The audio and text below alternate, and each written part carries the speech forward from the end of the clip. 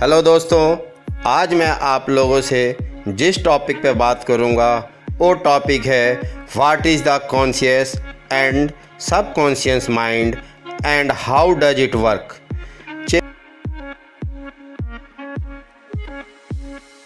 हमारा मन दो भागों में बटा है, conscious mind and subconscious mind.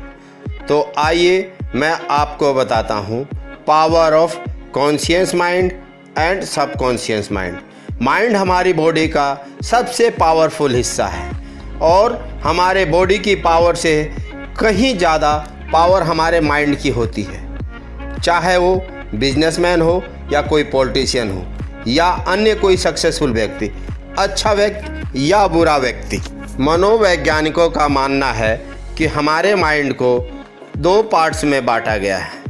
Number 1 चेतन मन कॉन्शियस माइंड, नंबर 2 अवचेतन मन सबकॉन्शियस माइंड।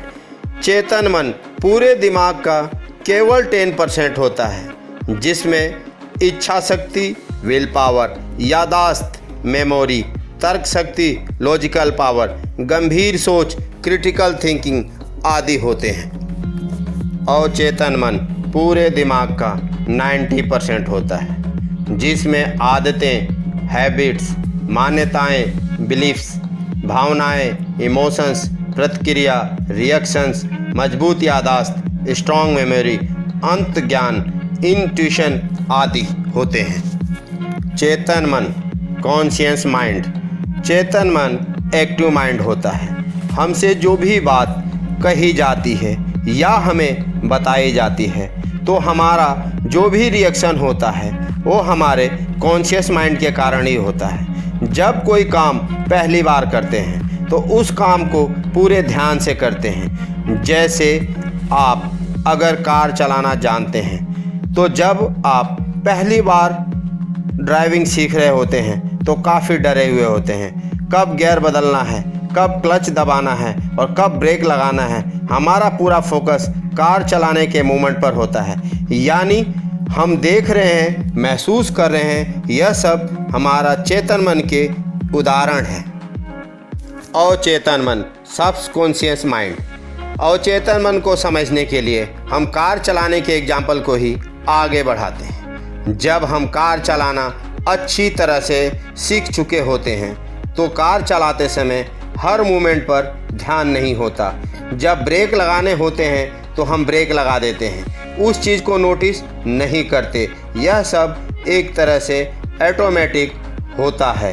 कार चलाते हुए हम फ़ोन पर बात करते हैं, बगल वाले व्यक्ति से बात करते हैं, साथ ही ब्रेक लगाते हैं, गियर लगाते हैं। यह सब स्वतः हमारे द्वारा हो जाता है क्योंकि ये हमारी हैबिट बन जाती है और हैबिट हमारे सबकॉन्शियस माइंड के कारण ही होती है। जैसे खाना खाने की आदत, हम अगर अंधेरे में भी कुछ खाएं तो वो हमारे मुंह में ही जाएगा, नाक में नहीं। अवचेतन मन जब किसी चीज़ को मान लेता है, जैसे अवचेतन मन ने मान लिया कि आपने कार चलाना सीख लिया है तो आप बिना डरे कार चलाते हैं। जब हमारा अवचेतन मन किसी चीज़ को मान लेता है तो उस बात को रियलिटी में ढाल लेता है। यही सबकॉन्शियस माइंड की पावर है। चाहे वो चीज़ हमारे लिए अच्छी हो या बुरी, कोई फर्क नहीं पड़ता।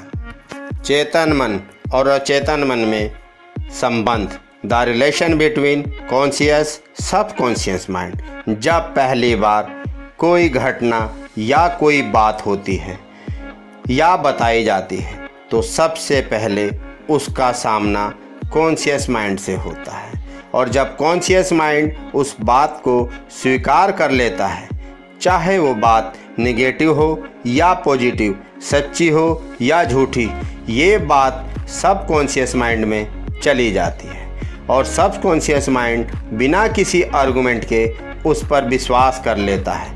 आपने सुना होगा कि टेररिस्ट अपने ऊपर बम बांधकर मानव बम बन जाते हैं और आतंकी घटना को अंजाम दे देते हैं, जबकि वो जानते हैं कि उनकी जान भी जाएगी, पर उन्हें कोई परवाह नहीं होती। ऐसा क्यों होता है? आपने सोचा है? ऐसा इसलिए होता है उन लोगों को ये बात बार बार बोली जाती है। जिहाद के लिए उन्हें कुर्बानी देनी है। ये बात बार बार बोलने पर चेतन मन उसे स्वीकार कर लेता है और अवचेतन मन उस पर विश्वास कर लेता है। अवचेतन मन जिस बात पर विश्वास कर ले वो बात सच होना ही है। दोस्तों, ये हम पर निर्भर करता है कि हम चेतन मन के लिए कौन सी बात स्वीकार करें या कौन सी बात अस्वीकार करें। इसलिए अच्छी बातों को स्वीकार कीजिए। लोग चाहे जो भी कहें, केवल उन बातों को स्वीकार कीजिए जो आपको खुशी दे, दूसरों को खुशी दे और जो आपके परिवार, समाज और देश के लिए अच्छी हो। बुराइयों पर ध्यान मत दीजिए और हमेशा मुस्कुराते रहिए। दोस्तों, उम्मीद करता हूँ यह video what is the conscious and subconscious mind and how does it work, चेतन और अवचेतन मन क्या है और कैसे काम करता है, आपको पसंद आया होगा। Please share, like and comment करें और मेरे चैनल को सब्सक्राइब करें। धन्यवाद।